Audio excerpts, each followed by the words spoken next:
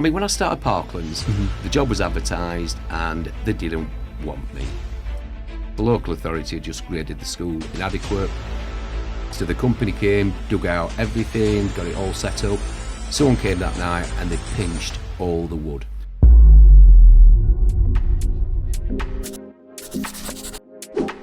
We're joined today by Chris Dyson, head teacher, serial fundraiser, from inadequate to outstanding. You talk about your home life when you were growing up and that there was a lot of love. What did that love look like for you? Well, when you don't have material goods, you don't miss them. That's the thing when you're sort of coming through life. But, you know, going on holiday, you know, was just a Cleethorpes for a day and having day trips out and things. But it was the attention, just being away from the home environment and being in somewhere new, just with a family. You know, it was simple things like all of us sitting around a meal table and having a great meal every day because, as I said, my grandparents did a lot with our sort of upbringing. He was a butcher near the Hillsborough football ground, but myself and my son are Sheffield United season ticket holders now, but we'll forgive him for that. And, you know, kindness is what we sort of got brought up with. I remember my grandpa's funeral, because I found out something there that I never knew before, and that was when he became an apprentice in a butcher's shop, worked throughout for lovely Mr. Webb throughout his career. But then when Mr. Webb actually died, he didn't leave his children his butcher's shop. He left it to my grandpa to say thank you for all the work he'd done in his life and things. And although this was a multi-million pound a year sort of business, it enabled us to have a nice bit of meat, vegetables on the table every night, and it was just those small little things. Amazing. What an incredible story.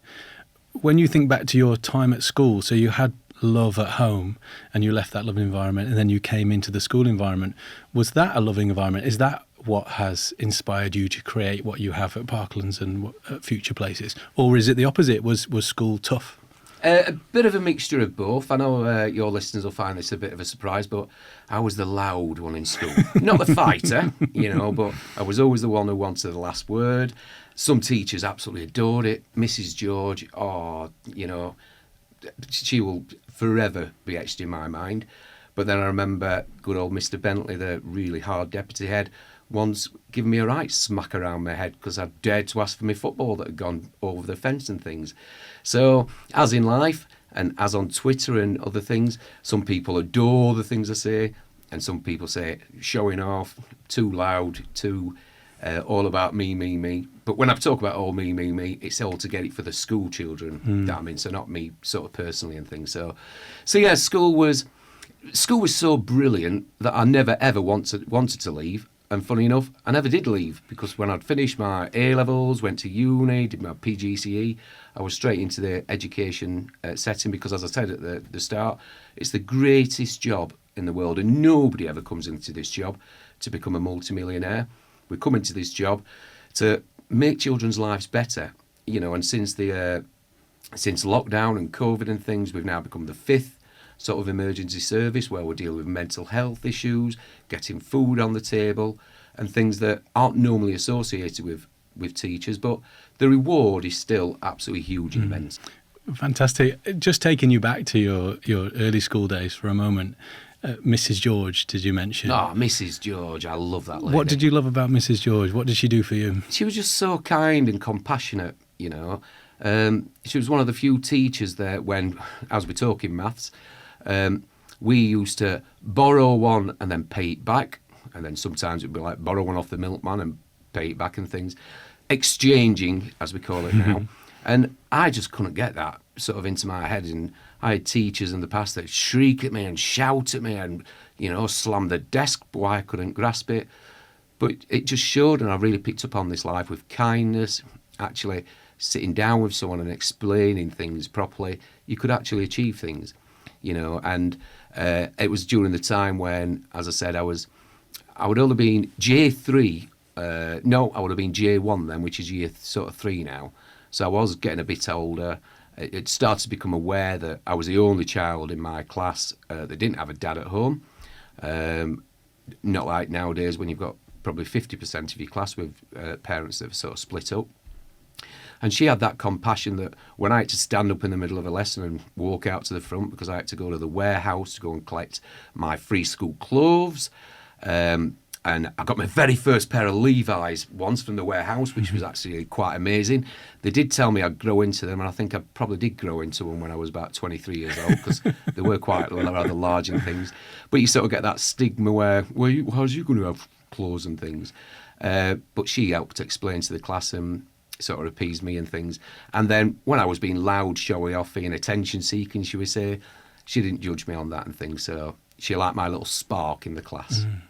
I definitely feel that when I became a primary school teacher, it was apparent that I had lots of training to do with subject knowledge and pedagogy and things like this. But my number one role was to create an environment where these 30 lovely little people could become lovely little humans in my care. And it really sounds like Mrs. George did that for you, not just from a maths point of view or an English point of view, but from a development point of view and self-esteem and, letting you know it's okay to be you. As I said, she was the person why I fell in love with education, I can really see how you kind of take your attitude as a parent, like you want these things for your children, and it's almost like your class has become 30 of your own children and you want the same for them.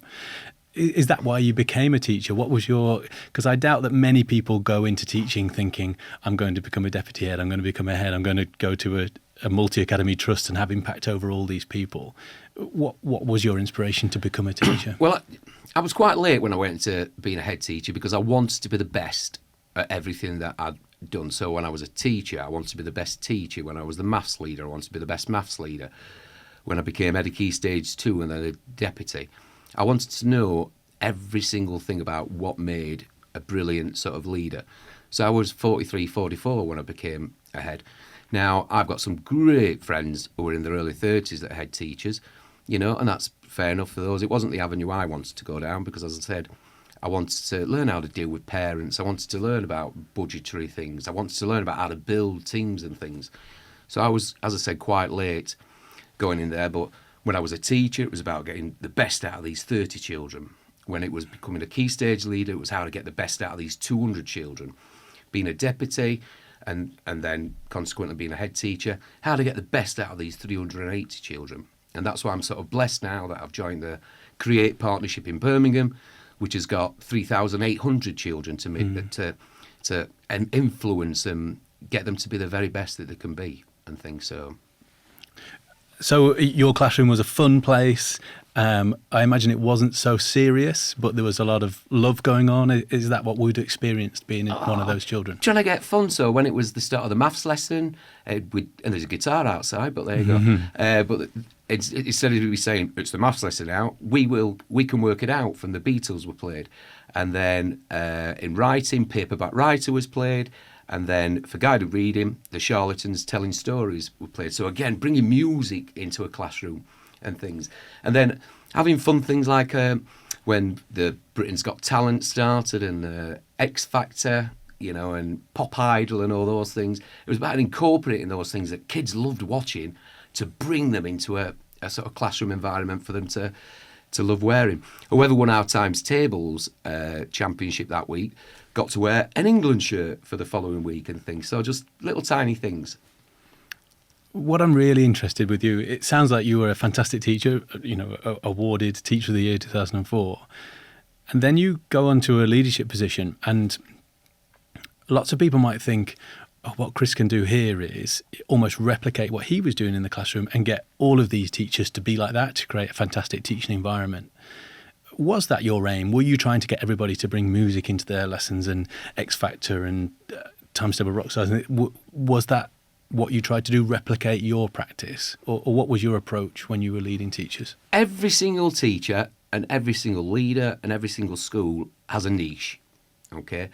I saw a huge gap in the market when I started at Parklands that there wasn't really many inspiring math schools, shall we say.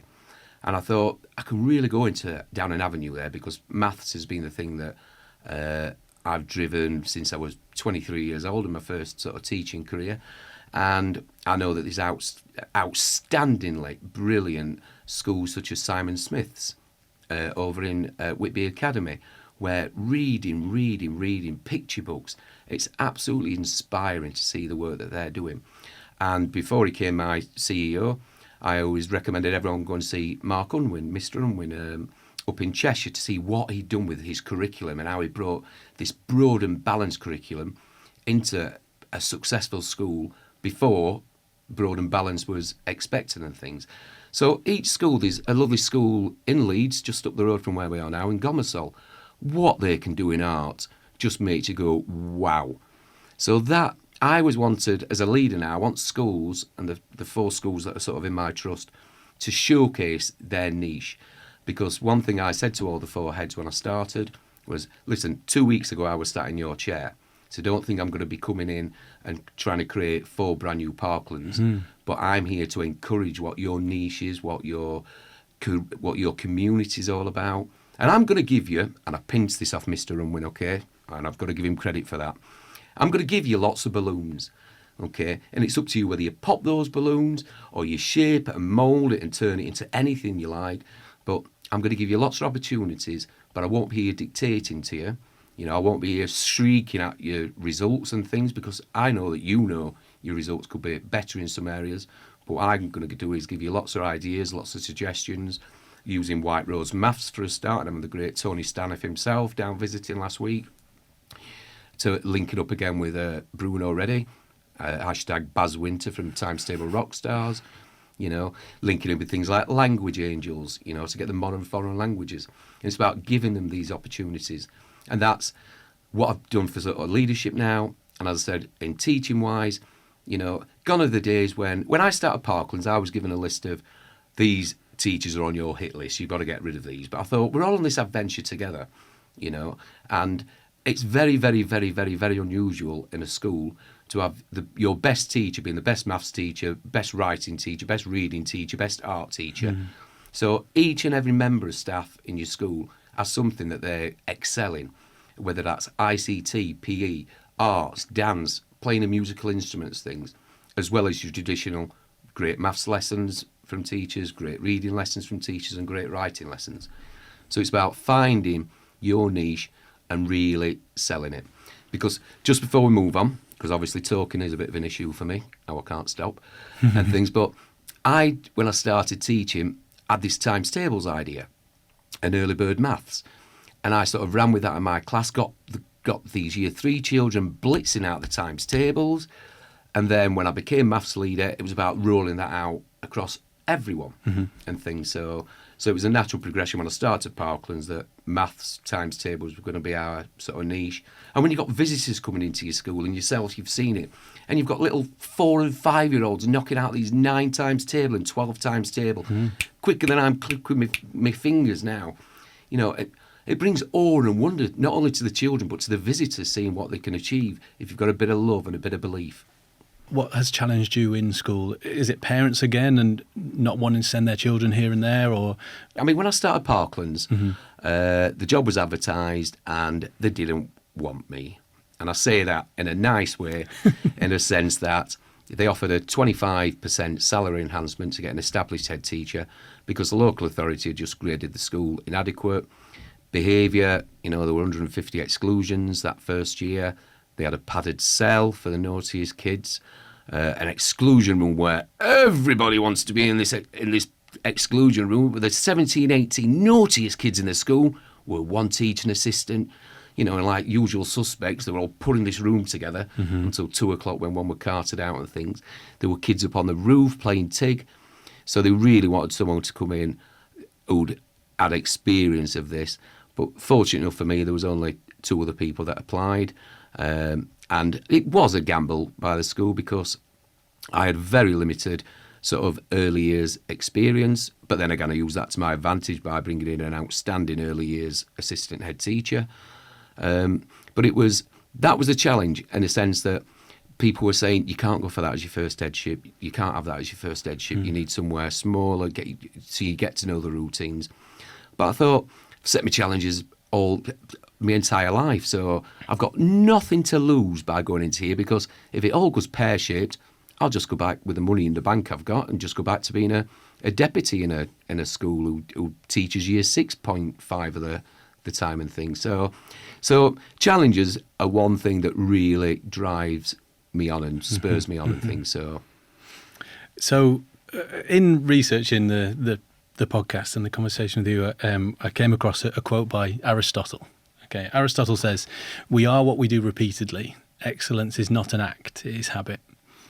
And when I saw you around Parklands, some people might think Chris is putting on an act. And after spending a bit of time with you, it's clear that that's not an act. That's just you and your personality. I imagine you go to a school like Parklands in the position it was in, and you are you. Not all of the staff want to come with you on that journey. Have you got any advice for people, new leaders, for example, trying to get staff to come with them on the journey? How did you do it? Again, we say that the staff may not have wanted to come on the journey with us, and I described the journey which we were going to go on in that very first week. It's going to be a roller coaster. We're going to be ups and downs, but we're all going to be on there together. We're all going to be fastened in together. So if you want this journey, it's going to be the best journey you've ever been on.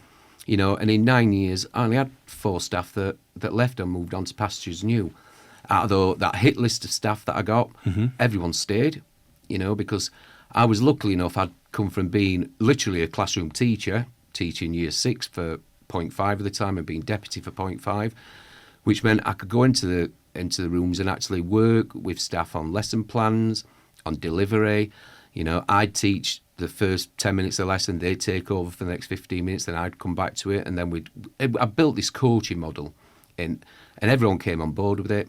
We fast forward 9 years now, and I can't do that anymore because I've got teachers that are better than me. When you've been out of the classroom for a while, you've got a succession plan where you're developing these great leaders and these great teachers, and they're the ones therefore now that do the coaching. And again, it's not just one person doing it for everything. You've got someone who's leading on the maths, you've got someone leading on the writing, on the curriculum, on the reading and things. So it's a huge team effort. But it does have rocky starts. But the first thing I had to do was, in 2013-14, there'd been 5 different head teachers in the school that year, which meant 5 different behaviour policies, 5 different appraisal techniques, different personalities. The staff didn't know whether they were coming or going.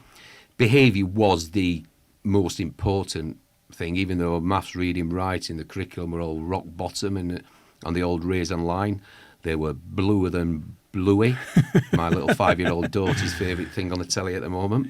We're Bluey fans. And so what was the best way to sort behaviour out? Was it me just giving them another behaviour policy, or was it about taking a full day training so the staff could write the behaviour policy, the staff could determine what low-level disruption was, what more serious sort of disciplinary issues, and what did they want from us as senior leaders to support. So, for example, if someone's tapping a pencil, you don't want myself to go into that room and remove them straight away. You want them to have a bit of time out to think, and then that actually moves up to, if you've got some more consistent, low-level or more serious behaviours, then a senior leader will go in and support the teacher, and then leaving myself, that if then nothing had seemed to have worked, then I'd go in. So it was about having these clear, systematic sort of approaches. Then when we'd written sort of this new policy, the parents were involved to get their sort of say on it.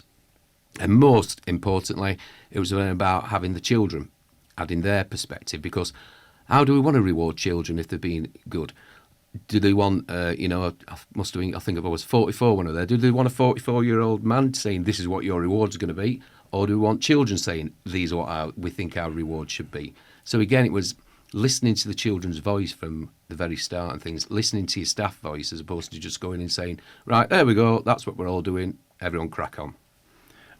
I've spoken to lots of teachers who have children who don't exhibit the correct behaviours, the correct learning behaviours in class. And sometimes these children are absolutely out of line and violent or really inappropriate. And sometimes the teachers will say, I don't feel support from my leadership team. They just won't exclude this child. What are your expectations then of your teachers? Because it sounds like you're visible and that you support them with behaviour. But at the same time, you're not saying, if you've got these children exhibiting these behaviours, then we'll just get rid of them. Is it that you've got that structure in place. Is that the key? And that the teachers have bought into that? Is that your advice for other schools who have children maybe not behaving in the way they should? So again, understanding, let's just take a total hypothetical sort of child who at 4 o'clock, 5 o'clock this morning was watching a severe domestic violence incident in the home. The windows might have been put through. And then this child comes into school next day and, understandably, they may not be in that position to learn. So it's vitally important, and we're talking about the great job teaching assistant, learning mentors, office staff when they come in, if they've come in late. We're gauging what kind of mood that child's in, and that is very important, because then you can pass that support. You're not just sticking them straight into a year 6 lesson where they're doing a SATs practice test, and sitting down for the next 45 minutes, is not what's at the forefront of your mind. So it's about understanding these children and preventing before that's really interesting everyone. That you talk about the whole staff there, from the office staff to teaching assistants to everyone in school, because you employed pastoral staff and it was their specific job. Did you have 4 at Parklands who went up to 5? Went up to 5 who were just responsible for that side of things. But that you've highlighted. The first child the person sees, if it's the caretaker, it's their responsibility to, I suppose, is that part of safeguarding? If in doubt, seep on it, as we alluded to sort of earlier. But it's value in the other staff. When I first started Parklands, I take the positive out of any negative. Mm-hmm. And when I started Parklands, they had a new £7 million roof just put on them. And luckily enough for me, they'd overrun on the building works, which meant that the school had to be delayed opening for a week. So instead of all the teachers just having an extra week in Ibiza and things, it gave me an extra 5 days working with these staff on the vision that I had and the high expectations, making simple things like the classrooms look beautiful for when they first walked in and things. But significantly, on the Friday, I said, right, on the Friday, everyone meet outside school at 9:30. There's going to be a coach waiting to pick us up. And the staff were like, ooh, what's this? And when I'm talking with staff, I'm not just talking with teachers. We were talking teaching assistants, lunchtime staff, office staff, learning mentors, caretakers, everybody. And then the bus picked us up and took us over to Hazelwood Castle near York, where we did orienteering, archery, welly wanging. I said that correctly. And just team building exercises. And it was beautiful. There was a cloud in the sky. It was beautiful. It was September. It was gorgeous. And then we got back on the bus after, and they all said, oh, should we go somewhere for a bit of lunch now and things? But they didn't know my adventure was only halfway through, because then the bus carried on going to York, where I'd chartered out a boat on the River Ouse, where we sailed down the River Ouse for 2.5 hours. The bar was open if anyone wanted to use it and things. And then as we turned round on the River Ouse to come back, we pulled in where I'd bought every single member of staff a nice 2-course carvery meal. And I remember sitting down talking to the great learning mentor, Darren Portman, who said, I remember now, he was just shaking his head, he was going, do you know, we've never been invited on anything like this ever before. Really? So I thought, boom, that's a great start. If you've got your staff on board with you, fastened into my roller coaster ride at the start after 4 days, then we could be looking at something special here. And really importantly, not just the teaching staff. That's your whole staff. Everyone's got to be on board with this roller coaster. We give loo days out at Parklands, because I allude back to I know Tony wanted a bit of controversy here, but hopefully time's passed now and I won't get done for it. But my housemate, when I was a young teacher, he was getting married. He wasn't a teacher. And we all know if you get married on a Friday in term time, it's going to be a quarter of the price than if you get and things. So, and I had one of those head teachers where I was an usher and I had to go to the wedding. And I thought, if I ask my head if I can go, it might be a yes, but equally it might be a no. And I've got to go to this wedding. So I did as what lots of people would end up doing. I took a sick day. Mm-hmm. And to make it more realistic, I made it a 2-day sick day. Clever. And things. So, and I thought, when I start Parklands, I don't want people having to do that. I had our lovely Daisy, who when she was 4, got to play Upsy Daisy Angel in the Upsy Daisy Angel reception production.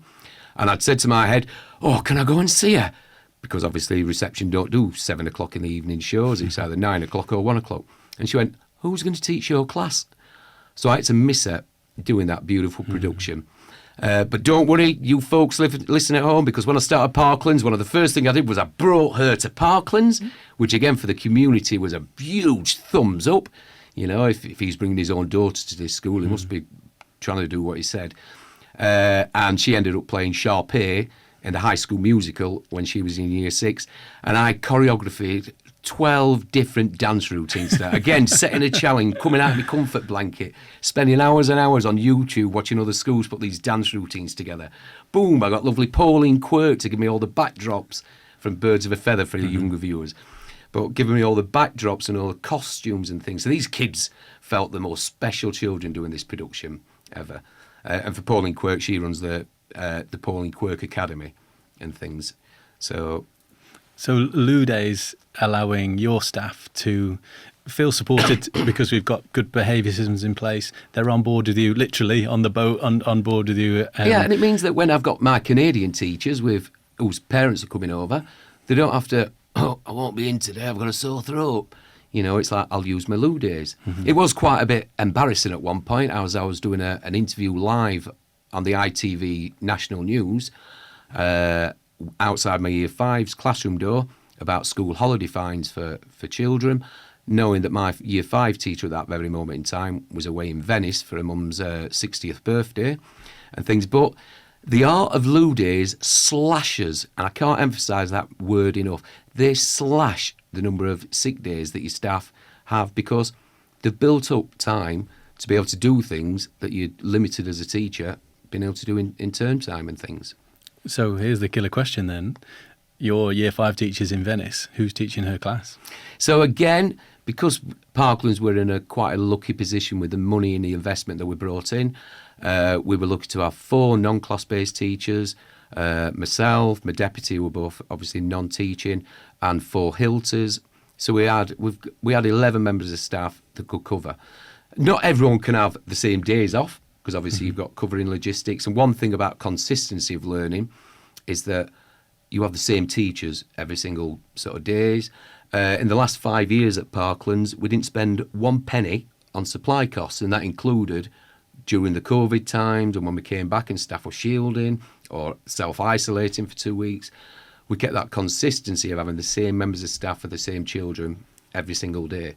And as I said, the Loo Days has worked a treat. But in addition to Loo Days, if a parent's got a production, they can just fill out their pink form and go and watch their child in a production. Same with sports days, graduations and things. Because if you've got that extra mile for your staff, whoa, they'll do 5 miles extra back for you and things. So, and that's arguably why retention wasn't an issue at Parklands, because, you know, of the lovely little perks that people had. And one of the ways you mentioned supply cover there, one of the ways of funding these Loo Days. So you didn't spend a penny on the supply cover. Supply insurance, did you pay that? No, and things, because as you said, you didn't really have staff that was a long-term sick and things. So you could use that money then to employ. Well, when I took over staff. Parklands, you know, I thought, God, I should have become head teacher way before this, because that first week I were having fruit platters, champagne boxes, every single kind of chocolate in the world all being delivered.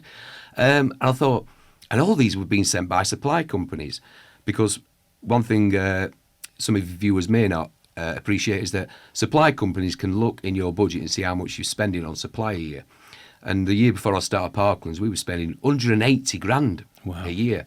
So I remember saying to my governors, right, we're taking on 3 new teachers, non-class based, and they said, you can't afford that. I said, we can, because we're going to use that 180 grand that we've been spending on supply and things. You know, and some supply companies are absolutely great, fantastic. One that I won't name and shame now, I found out was charging my school at Parklands a whopping, and this is back in 2014, a whopping £245 a day, and they were paying the teacher 90. And I went ballistic over that, and thank goodness I wasn't on Twitter at that time. But I did send an email in absolutely ranting and raving. I had head office back on, but the offshot was they were permanently banned from my school. And this is one of the big, massive national supply companies. I thought it was totally and utterly immoral. And that sort of was the driving force to right, I might as well set up my own sort of supply within my school setting and things. So You had teachers on your hit list when you joined.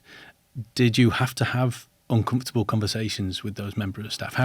You're a very positive person. What does an uncomfortable conversation look like with Chris Dyson? Well, nobody goes into school to deliberately try and fail. And there are situations in life where a school is just the wrong place for you.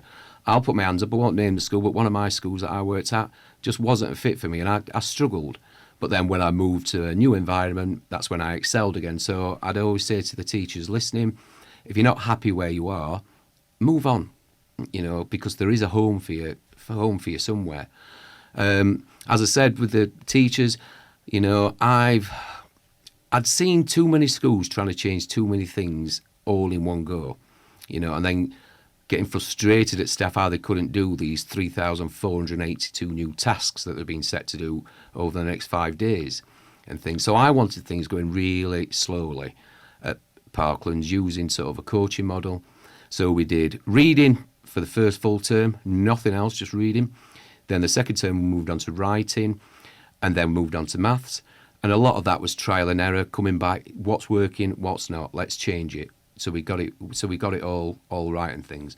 I wanted to give myself 2 full terms before I went in formally observing lessons, because back in 2014 we were still on that performance management cycle where you had to have an observation every term, and again, as a teacher and seeing some of these things, when you're being watched at Wednesday between 10 o'clock and 11 o'clock, you can pull out every single trick of the trade to do this most spectacular one-off, supersonic, triple-tastic lesson, which might not actually reflect everyday practice and things.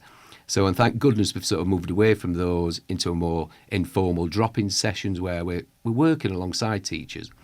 So I wanted 2 terms before I went in and did those sort of formal observations. And then it was a case that when I did go in, right, forget what you've done in the past, let's look about what we've been doing now and let's build on this new sort of structure and things. And as I said, I'm blessed that, I think I probably did 2 support plans in the first probably 3-4 years, and then none over the subsequent 5 years and things. So again, understanding your teachers, knowing where their strengths are and things, and encouraging them to take those skills in those lessons and to transfer them into other sub-subjects. Is that why, when I look at the Parklands website, on there it appears to me is almost absolutely everything you've ever done is on there, and it's totally open, totally free for anybody just to take. Now that's not usual. I don't find it in lots of schools. If they've done something and they've done it really well, sometimes that's kept in-house because we do this really well and we don't really want... Maybe it's not that we don't really want to share. Occasionally it's monetized and people say, we'll let you have this scheme that we've put together, but you've got to pay for it. But that's not the case at all at Parklands. Have a look now if you're listening to this or watching this. Go onto the Parklands website. All the policies are there. Everything they do, and everything's in Word. Everything's in Word. There's nothing worse than getting and I can't say this word, but an anapathetic shock policy, and it's on a PDF, and you're thinking, oh no, and things. So everything's in Word. Why? Why did you decide to go? Because sharing is caring. The children under my care now, whether it was Parklands with 380 kids or the Create partnership now with nearly 4,000 children, they're children. And if we've got 15.8 million children. And that'll be fact-checked later. If there's 15.8 million children in the country, if something's brilliant out there, give them as a balloon. They don't have to use it, but the framework's there, it's in Word, and as I said, caring is sort of sharing and making sure that everyone gets the benefit to either thumbs up, yeah, we'll use this, or thumbs down, no, we're happy with what we've got and things. What makes these people give up an extra 2 hours of their day to come and work with you and your team? We've heard about Loo Days. That's a fantastic thing to be a part of. We've heard about being supported in a behaviour way, and a kind of you allow the teachers time to teach. Is there anything else that your teachers got which encouraged them to spend 2 hours driving to and from work to be part of your team? Well, there was a big sort of Twitter debate about 2-3 weeks ago where a trust in Sheffield had put a job advert out saying that they expected the person to be married to the job, they'd expect the people to be answering emails over the weekend and up to 11 o'clock at night. And, Twitter can be a horrible place sometimes, and this school got such a pile on from everywhere, criticising and things.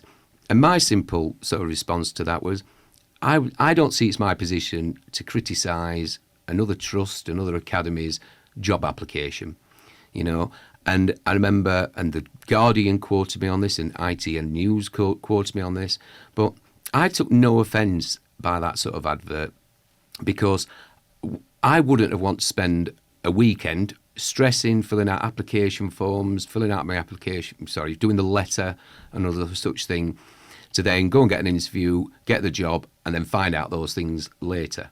But the point I was making is that every school is different, and I, for one, would have applauded knowing all that, because believe me or not, there will be people that will have really ticked boxes and thought, that's where I want to work, that's what I want to do.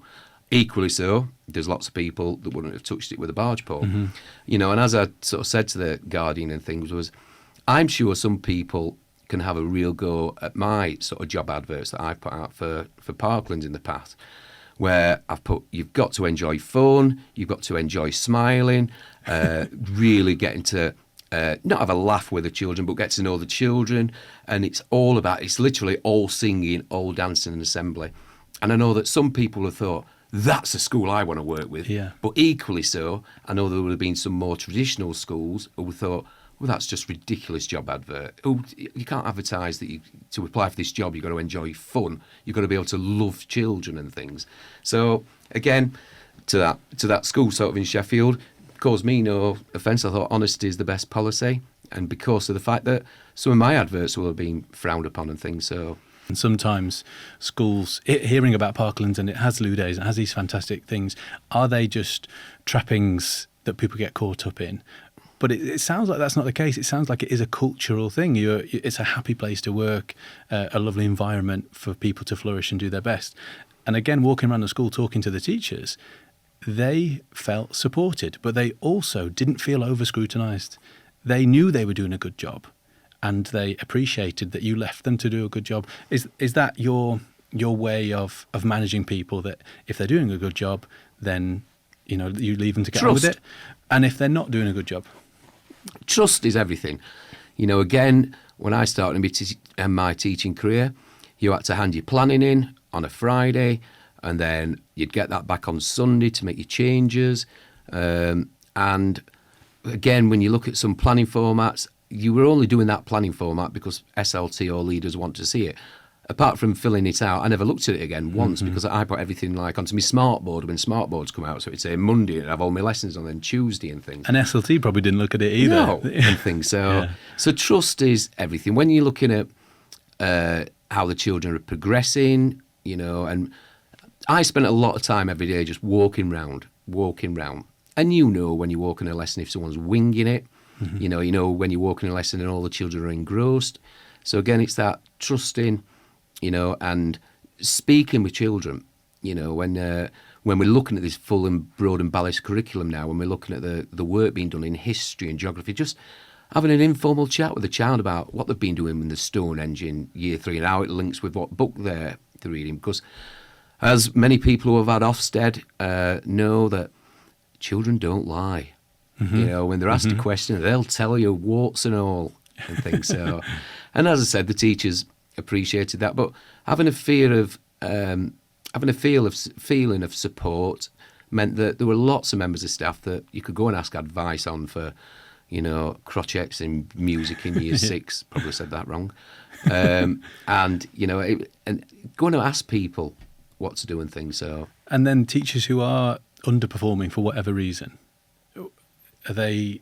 What's your strategy with those? Because it's easy when everything's going well. Yeah, you get. The sad thing is that's why you need support plans. Then this is why you may end up with sort of capability issues, because a child only has one chance of education. My mum was lucky; she went back into it later in life. But you only get one chance of education, and children can't afford 12 months where the learning stops. Gee whiz, look at what's happened since post-COVID. And the gaps that we've got to be filled and things. Children can't simply have a year coasting, having a year where they're not challenged, where behaviour's been able to escalate, so they rule the roost and things. So as leaders, you've always got to be mindful of that. As I've said, it might be for a particular teacher, it's the wrong school, it's the wrong sort of ethos, it's the wrong expectations, but there is a place somewhere for you. But you still need that effort in, because these children, as I say, get one chance and they need to maximise every second of the learning, especially in the deprived, well, everywhere actually, but in a deprived sort of area where aspirations are low. We've got to make these children believe that there's life outside an estate. There's a huge world to explore. Do you feel like you can motivate and inspire any teacher? Because it just strikes me that you went to Parklands, the school wasn't performing very well. You've only had 3 or 4 staff move on. So there was potentially a team of people there who weren't performing to their capabilities, and you've turned them around. Do you feel like you could be airdropped into any school and make it perform to its capabilities? Yes, I do. And that's modest Chris coming out again. But again, I think it all comes down to me being in the trenches. And by me saying being in the trenches, I learnt the art of leadership by doing every aspect of being a teacher and working my way through and things. So understanding what it was like, not sat in a lovely air-conditioned office, dictating, do this next, do this. I go back to the great Sir Gavin Williamson, who, it's such a pity to see him not doing as well as he was doing. It breaks my heart. But, when we had a lockdown there and he's coming out with directives, everybody must be doing remote learning now, everybody. Yeah, well, I needed 340 laptops, and you've just cut my allocation from 67 to 3. What am I going to do with 3 laptops? It's all right you saying everyone's got... We need the tools, and the DFE, bless. I think the laptops are coming out about 9 months after we'd locked down. And that's why with people like LGFL, that were slashing their prices of laptops from £180 down at £80, so schools could get them in at cost, because LGFL realised, remote learning is brilliant, but the kids need devices to do them on. I mean, I'd look at my son and my 2 daughters on lockdown. They were all right, because they all had a MacBook or a laptop at home. We're blessed that they've all got a room to work in. But for some children, when there's 6 people living in a 2-bedroomed tower block flat, with one mobile phone between them, we're moaning and complaining the gap's growing. Well, of course it is. We need people with common sense. And as I said, being in those trenches and knowing what it's like working on the sort of front line, really helped me in my journey, especially, as I said, during COVID times and things. So I've heard you say also that in that first year at Parklands, if Ofsted had come, the school may have been graded a 4, and you may have been moved on, and they would have been put in a multi-academy trust. And this journey, this beautiful journey that's happened, and not just changed the children and not just changed the school, but changed the community at Seacroft, that would have never happened. What are your views on Ofsted and the procedures that are in place? Schools use billions and billions of pounds of taxpayers' money. So schools have always got to be accountable how to use that money. And Ofsted is the judgment call at the moment. So the people who think we need to get rid of Ofsted, have got to appreciate that something very similar will replace it, because for value for money and such. Now, I am quite a bit strange to lots of people and things, in the sense that I've thoroughly enjoyed every step of my Ofsted journey since 1998, I think my first one was. And I've taken every single Ofsted that I've had as quality CPD. And to be fair, touch wood, I've traditionally done exceptionally well with my schools in there. They're human beings, and you just want to communicate with them. You need for them to listen, not judging things, but having a great positive mindset when they walk through the door helps a lot more than being defensive, excuse-making from the start. So as I said, for me, Ofsted has been a hugely rewarding and an excellent sort of experience for me and my school communities. But equally, I totally understand a lot of schools' frustrations with the process, the lack of sort of clarity. But what people have also got to appreciate is that if Ofsted are removed, something pretty much similar will be in its place. So we're not just going to say no more inspections and things. So you were head teacher at Parklands, and you made a bold move, some might say, of bringing your own daughter to the school. Was that? Why did you do that? Was that to get the community on side, or what were your reasons? Because you wanted to see her in the play. So, why did I bring out Daisy there? A number of things. One, travelling an hour to work every day and an hour coming back. I thought I'm going to lose out on family time having my first headship.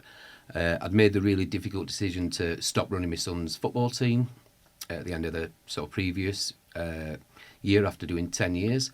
And I thought, I've spent lots of time with my son because obviously I've had him at training twice a week and football all day Sunday. And Benny's mine, the dad's the manager, and the first game kicks off at 9 o'clock and the last game kicks off at 1 o'clock. My Sundays were always spent with him, plus Sheffield United season ticket holders. I was down with him on the Saturday.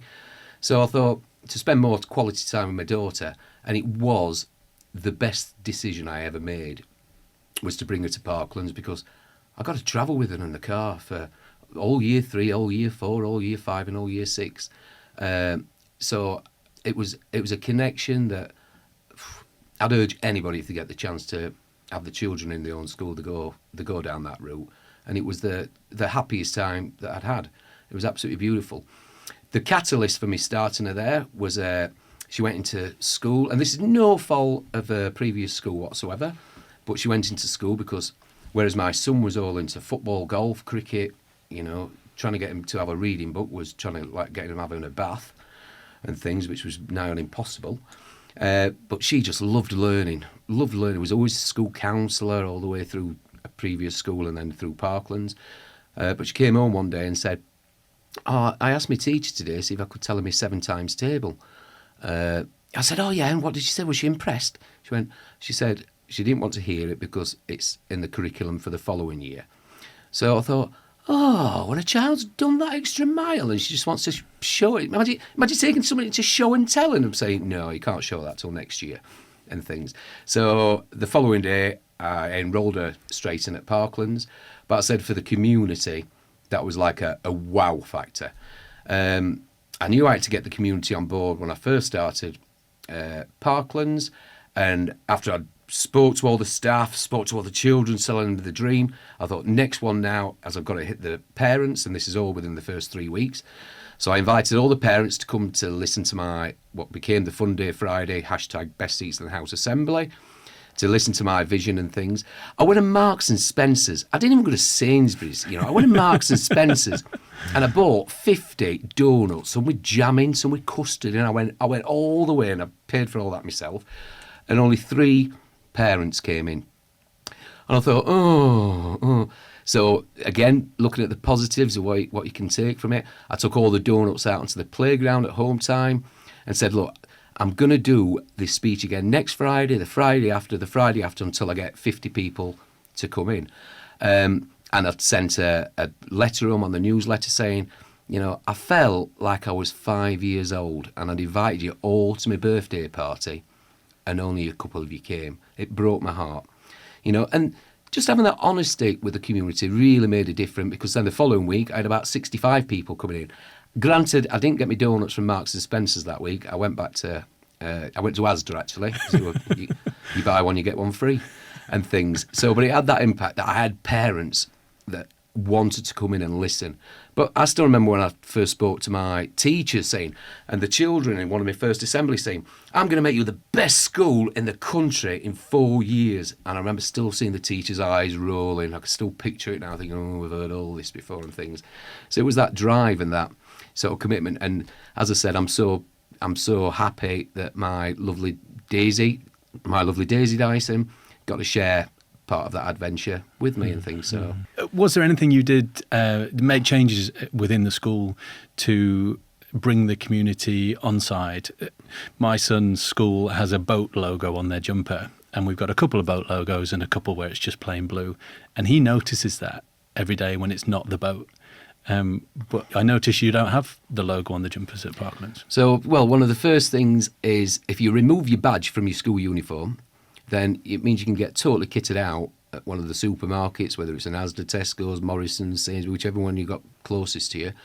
You can kit yourself out for, £10, £11. It becomes a shock at high school when suddenly you're paying £65 a blazer, and obviously watching your son grow up playing football. When you're young and you're growing, one blazer doesn't last all year because you outgrow. Football boots don't last. You're buying 2 pairs a season and things. But then again, I can, with funding and education being such a high profile, and it's not just this year, last year, but for over the last 10, 15 years, I do appreciate that for some schools it's an income stream getting this sort of uniform in. I do take huge exception to uniform policies insisting it's black leather shoes or black socks. Going back to lovely Paul Garvey, I remember him telling me a story when he was on the inspection once, and he asked a child why he had to stay in all dinner time. And he said, and I remember him bending down, lifting up his trousers and saying, because I've got the wrong colour socks on. It sounds like some kind of jokes building up and things, but it wasn't. He said, well, why have you got the wrong colour socks on? He said, because it's Wednesday and it's my brother's day today to wear the black socks and things. And it's little things like that sort of break your mind. And I'm just looking on the table now. Oh, you've actually got black shoes on today, but for the viewers at home who can't see me, I've got brown shoes on, and I don't have a foggiest clue what colour shoes you make affects how you learn. What colour socks you've got, how it affects your learning and things. They're going to wear blazers, fair enough, but let's get some swap shops in where it's accessible for all. I understand jumpers, and there's nothing better than seeing the pride of children all wearing the same sort of badge on the uniform. But sadly, as soon as you put a badge on, you're adding £10-15 minimum to the cost and things. So, and what does affect children's learning is whether they've had breakfast that day, whether they've got a water bottle with water in. And you have children, or have had children at Parklands and possibly at Create, who don't get breakfast in the morning. What did you do about that early in your days? Magic breakfast. Oh, magic breakfast. It's just another magic breakfast. I put out that when COVID times were on. Just to say thank you to those guys who, have links with bagels from Bagel Nash, Tropicana, orange juice, all the cereals from Kellogg's, Scottish porridge oats. So real quality products that put into schools, because a child can't work if they're hungry. I'm different to a lot of people. I'm not a breakfast eater, but lots of people are, and lots of people, breakfast is the most important meal of any day. When I'm having Teams meetings with the Trust now, and several people are eating porridge live, and I'm thinking, a bit early for me and things, but you can't run a car if you've got no diesel or petrol in it, and it's same for children in the learning. So again, it's taking advantage of things, and charities out there. I know Greg's do a great job looking after schools and things. So, but again, it's just for leaders to take that time to find out who can help provide food and things. And again, knowing your community. Now, we were talking about how we get community, how we strengthen a community at Parklands, and how we will do it at the new Trust now and things. But there was a couple of things that really fell into place on my Parklands adventure, and that was after 5 weeks I'd taken a lot of the previously excluded children from the year before and give them £10,000. And I give them £10,000 to design their own playground, because there wasn't a lot to do at playtime except play, fight, wrestle and things. Or climb on the roof. Good old Tig on the roof. And they wanted this outdoor sort of outdoor playground making. Now, when I was looking up, I had Lewis Smith, MBE gymnast hero, who came to school, and he's just watching these children doing front flips and back flips with no training. It worried him slightly, going, I'm properly qualified, fully qualified trained and things. But anyway, that's another story. But these kids can climb. So they had theirs built, and then Key Stage 1 wanted one. So the company came, dug out everything, got it all set up. Someone came that night and they pinched all the wood.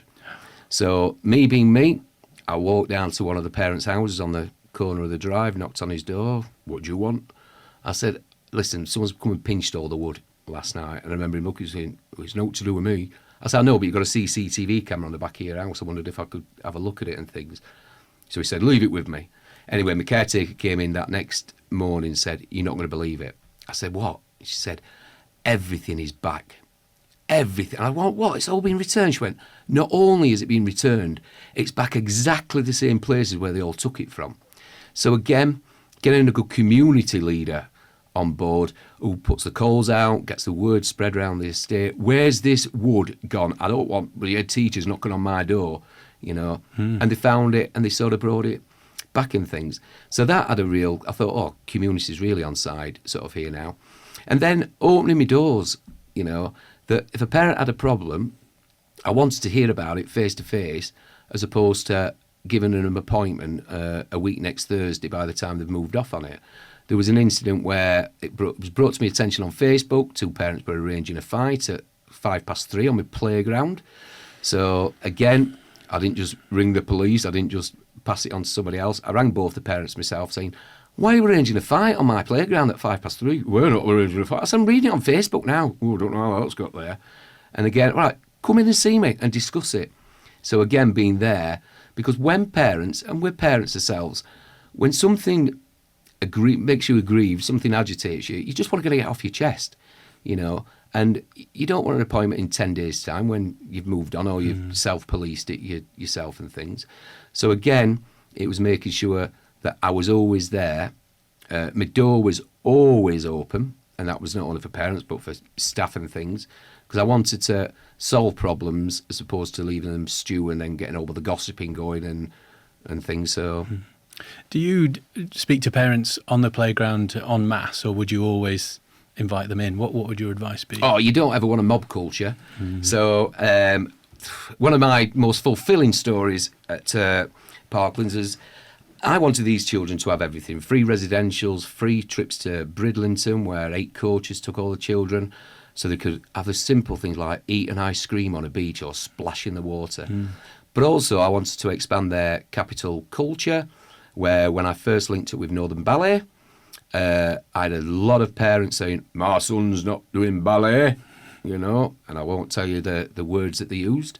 But it was about saying, we're giving all these opportunities, and one thing you can't really do is pick and choose which ones you just want to do. And then we fast forward to 10 years now, and Northern Ballet, on the last Saturday before Christmas, will come in and send 18 members of their crew to spend practically 15 hours building the exact replica stage that's down in the Grand Theatre in Leeds with the same lighting, the same music systems. Then they send in an orchestra, a real-life orchestra to play, while the children watch a ballet, which, again, not a lot of adults have been to see the ballet and things. But so that became embedded by consistency with all the parents and things. But I remember it was my sort of first year at Parklands, and hands-on learning experience is something that was really important to me. And I arranged for our Year 5 children to visit the local mosque, which then became Mosquegate. Because all over Facebook that night I was being called every name under the sun. He's a pea lover, he's a really awful kind of words. We're all going to stand outside the school eating bacon sandwiches when they drive off and things. And it sort of broke my heart, but I thought, I'm not just going to cancel this trip now. We're going to Bridlington week after next, if you know what I mean. It was so important to me that, you know, that this wasn't the children saying, this was the parents and the grandparents. And I thought, we've got to really break down these barriers, because when you go and work in an office, when you go and work in education, when you go and work in a factory, you know, whatever job you do, you're working with different people of different ethnicities. And it's not just an all-white world out there. Toleration, you know, communication, something so important to me. So I thought, I ain't going to lose on this, but I was also appreciative that parents did have the right to withdraw them from an RE trip. So I thought, I'm not going to lose on this, so I've got to do something special. So I invited all the parents to come and discuss why their child wasn't going, but I did make it clear, I'm not coming out and speaking to 80 of you in one go. I'll keep school open till 7:30 on a Friday. You can all come in one by one. We'll discuss your issues and things, and then we'll sort of take it from there. And to be fair to the parents, hats off to them. They came in, they listened, they understood where I was coming from, about how important cultural sort of capital is, and respect for the world and empathy. So on the Friday night, the last one went home, and I sent a new letter out on the Monday saying, right, thanks for all coming and seeing me last week. I've taken on board all your concerns, and I hope I've appeased some of your concerns and things. So I've updated the trip. The Year 5s will leave school at 9:30, where we'll be going to the mosque until 11:30. But then we'll be going to McDonald's for lunch, and then we'll be going bowling before arriving back at school at 3:15. I do reiterate, you do have the right to withdraw your child from this trip if you do not feel it's suitable. And then, hey presto, 43 of the 45 letters came back saying, of course they can go on the trip, of course they can. And to be fair to the two who didn't go on it, both were atheists and had no religion whatsoever. So again, it was listening. It wasn't me just dictating and shouting and shrieking, well, if they don't go to the mosque, they're not going to Bridlington and things. It was about breaking down those barriers and things. And as I said, huge success. And year on year, bar the COVID years, that is one of the most successful trips that we're going and things. So listening to parents, absolutely key, and keeping the school open till later on that day, I imagine, brought you so much respect from the community. I think it's quite well documented, and you've really openly spoken about your relationships with businesses, and we mentioned lots today. Places that have done really lovely things for you at school, especially around Christmas time, when you can tell us examples, but I came near Christmas to Parklands, and there's a little back room behind your office, and it was just full of presents for the children. Now, one of the ways that you do this is speak to local businesses, and we really look with our location quite close to Leeds, and not just sending a blanket email, but it's the businesses' community officers. Is that who people want to get in touch with? Yes. So my question really is that, can other schools replicate that model? Should they get in touch with local businesses, do you think? Well, every single national and multinational company and conglomerate that's in the country, and as I said, we are blessed in Leeds that major businesses have got headquarters in Leeds, Birmingham, where I am now with the Create Trust, lots of business headquarters there. More of a struggle over Skegness Way and Lincoln Way, but there are still huge businesses there on your doorsteps. So the first thing I always do is Google which companies I've got near me in a 10-mile radius, and then contact that business to find out who their community champion is, because every single multinational and national company has got a community champion where they allow all their workers 2 days a year to go and volunteer on projects. So if you're on multi-million-pound investments at TD Direct, suddenly you can forget all that pressure of making $1 trillion that year, and you go into a community and you can make a difference doing something. And again, it's valuing those businesses that come in. And by valuing, it's not just sticking them in a room like we're in now, this lovely little pod, and ignoring them all day. It's about getting them to playtimes tables. If it's in the wintertime, having a snowball fight with them, a water fight in the summer. So when these businesses are going home, they think, that was such a brilliant day. Because when you've got them and they want to come back, you've got them for life. And if you actually Google in your computer BITC, make sure you get that right, business in the community, you'll see that there's liaison officers all around the country, even in the most remote areas, which will link free of charge your schools with these businesses.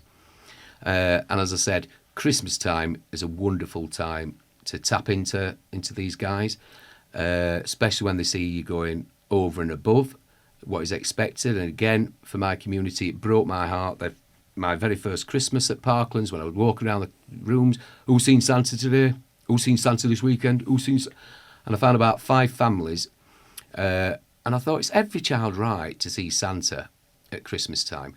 It's every child's right to have a little present. So I just wanted, and I called my senior staff, I said, I just want to give a bit of a Christmas dinner, a selection box, just to show these kids that, when we're loading it up later this afternoon, eating and drinking and being merry, that we've done something for our lovely community. My SLT said, nobody will work Christmas Day. And you know, listening is everything. They were right. Nobody would work Christmas Day. So I thought, well, we'll do Christmas Eve then, or Christmas Eve, depending on when sort of Christmas falls. I got my staff volunteering easy enough because I had 3 NQTs at that time who were all part of their NQT standards, had to do something for the community. And I said, oh, there you go. I've got you the perfect opportunity here now. We're opening school up. You know, and then you've got businesses then. It was business in the community that got wind of it and said, you don't just want to give them a selection box, we'll get you proper presents. And they didn't let us down. Companies were sponsoring reindeers, and when you've got year 6 lads walking up your playground going, huh, look at them donkeys with sticks on their head. And it's like, they're reindeers. And they didn't know they were fictional and things. They thought they were fictional. And you've got unicorns prancing around in the hall. Everyone sees Santa. The only lie that I told is because after the first 20 minutes, the kitchen staff said, nobody's having the turkey. Kids said they don't like turkey.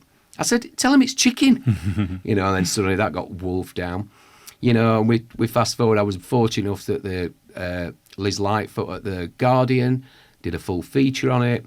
And then, in one of the only times on Sky News history, when I was on Sky News at 2:45 with Sarah Jane, somebody or other, and they delayed the news by 4 minutes because, funny enough, I couldn't stop talking. When we came back in the school the following Monday, 25 grand had been donated, you know, to give the biggest and the best Christmas for people who aren't as fortunate. As I said, my own children now and things. And it was just a simple present, get the community to get together. And now we've got even partners like Northern Ballet that want to come along and showcase their things and things. So we've talked about the businesses and their involvement, and there is an element of that. But also, I want to highlight there's work on your behalf there as well. Like you said, giving up days in the holidays to come in. Unpaid, there's no extra for the staff there. They come in because they want to do these things for the community. Well, actually, I've got funding now. We got some funding from some private entrepreneurship, shall we say, which ticks every box. So every holiday now, Parklands is open for 3 days a week, which means that our teaching assistants can work during their holidays. And when you think the 6 weeks holiday, you know, I'm lucky enough I get to go away for 2 or 3 weeks, yourself included and things, whereas teaching assistants is an absolutely shockingly appalling salary. You know, my priority amongst anything else is to get TA salary up to as rewarding as the job is that they're doing. But at least it means that they can do 3 days in the 6 weeks holiday at double pay. So they're getting over a week's salary, you know, for working from 9:30 through till 2 o'clock. And again, providing food, that's the big sort of tick for those and things. So, and I imagine lots of your TAs come from the Seacroft area. They're not coming from. They're not driving from an hour away. Again, there's nothing worse than, because obviously even worse for TAs' salaries is that they're prorated. So, so you are paid over the summer holiday, but you're not on your full sort of salary throughout the year and things. So, it's a lovely thank you to those guys. And again, you could go down the line of getting external providers in, but the key for Parkland's success, it's the consistency of the staff. It's the same people that are there each and every day and things, who know and understand the children. So, yeah. Just on outstanding schools, I was surprised when I came to Parklands, because you hear sometimes outstanding schools have this aura around them, and they're polished and beautiful, and all the decoration is perfect, and the children walk around and nobody speaks. And Parklands is almost the opposite of that, that in your office as the head teacher, there's paint peeling off the walls. And it left me with the impression that Chris spends his money on the children and on the staff, because he knows if he invests in the staff, they will invest in the children, and not on getting the walls painted. What do you think the biggest myths are around outstanding schools, having been the head of I didn't want school? to start Parklands, then the first thing I did spend a nice 15 grand on a brand new state-of-the-art office, you know, a brand new state-of-the-art office, brand new desk and luxury, lovely furniture and things. So, and you're right, I wanted every penny to go on to the children, as opposed to making my room look a bit prettier and things. Because when people visit Parklands, they haven't come to look at my new special Apple TV on my wall. I didn't have an Apple TV on my wall, by the way. They want to hear what I've got to say. And one thing about Parklands that I'd want to see in every school is confidence of the children, where you ask a child a question and they're enthusiastic. They're not just answering you, they're enthusiastically answering you and giving examples and being quite happy and sort of giddy and things. And that's not just people who show you around. That's sat in the dining hall, walking into assembly, just walking from A to B. Everyone has a smile on their face, because if you've got children who are happy wanting to be in school, your attendance goes through the roof. Well, thank you from me. It's been an absolute privilege to spend this time with you and get to hear your views on things. And hopefully there's so many people who will take so much from the podcast and implement bits in their school and spread the love, and improve children's lives. That's what we're trying to do, isn't it? Well, it's been absolutely beautiful, Liam. Absolutely loved every second, even though I've not stopped talking for about 2 hours. Thank you very much.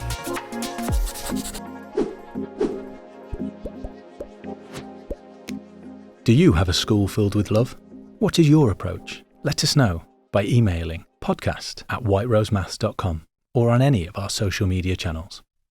We read and reply to each one and would love to draw upon your thoughts in future episodes.